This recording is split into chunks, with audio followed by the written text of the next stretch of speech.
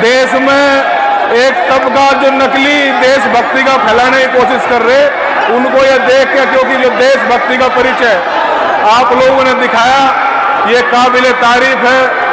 किसानों के राम सर छोटूराम रहबरे आजम छोटूराम जी एक बात कहा करते थे।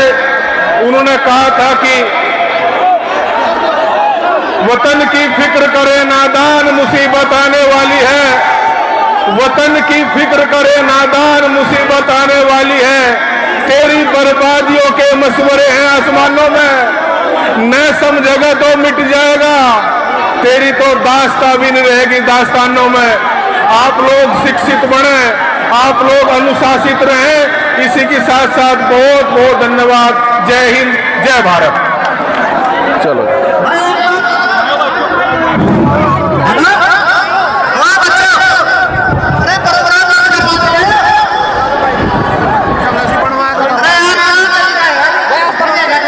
चलो माइक माइक माइक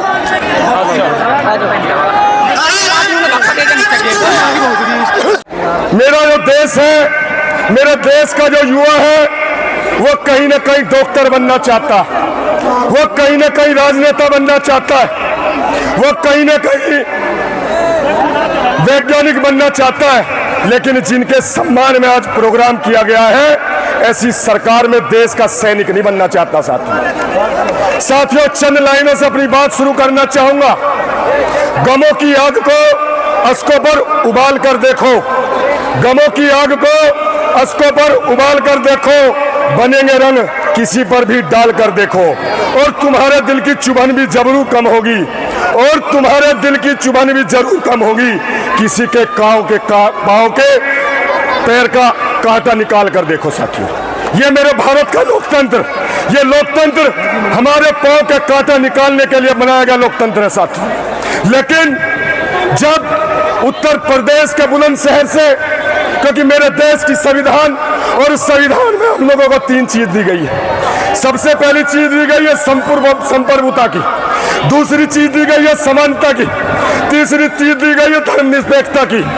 लेकिन अगर बात होती है समानता की, तो समानता की बात में दर्द होता है जब उत्तर प्रदेश के बुलंदशहर के एक थाने में सीआरपीएफ का जवान, दलित जवान जाता है, और वो कहता है, वो दलित जवान कहता है कि मुझे सुरक्षा दे दी जाए, क्योंकि मुझे अपनी शादी में अपनी घुड़सवार करनी है, मुझे कुछ बड़े लोग घुड़सवारी नहीं करनी दी जाएगी।